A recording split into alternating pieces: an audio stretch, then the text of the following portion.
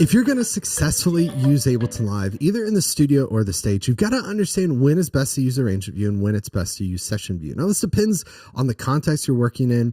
Sometimes it depends a little bit on personal preference, but a common example when I'm in the studio or I'm programming a song that I'm going to use live on stage of when I use Session View versus Arrangement View is I typically leave Arrangement View set up so I can see all my songs. I'm using that for live playback.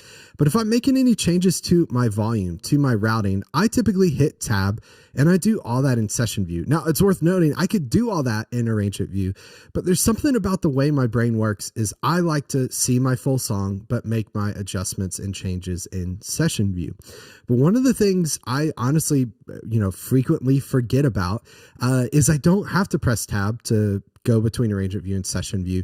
I actually can see both views at the same time. So I could see all my songs laid out so I could see my arrangement, but then have Session View and have access to Session View at any time to be able to quickly make changes to levels, to change routing, to mute tracks.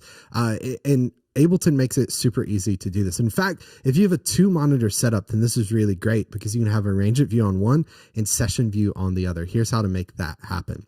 So with Ableton Live open, I'm going to go up to the View menu here, and I want to choose Second Window. And you'll see what happens as soon as I do this. I'm looking at Arrangement View right now.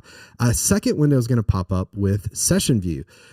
If you've been using Ableton Live for a while, every time I do this, it's kind of like a jarring thing. Like, oh wow, this is really interesting because I'm not used to this. I remember the days when we didn't have access to this. But if you've got 2 monitors, this is super helpful because you could click and you could drag this over to your other monitor. Particularly if you're in the studio, have one that's Arrangement View and one that's in Session View.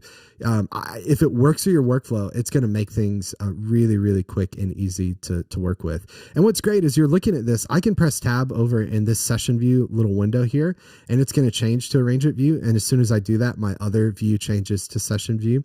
But again, I can leave this open. This can float on top of my set if I want it to, so that I have access to it. I could go back in here and do what I need, and then get access back to that window if I need to by clicking View and see in my second window. But again, I think the best way to use this is to have a dual monitor setup. If you're on a Mac, you're going to have to make sure that in System Preferences, let's go over to System Preferences here, go to Displays.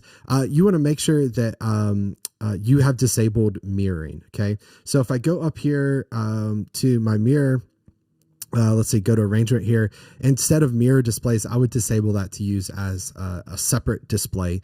And then I would drag Session View over to the other window and leave Arrangement View set there. So that's a really great way to speed up your workflow, particularly in the studio where you can see both views at the same time.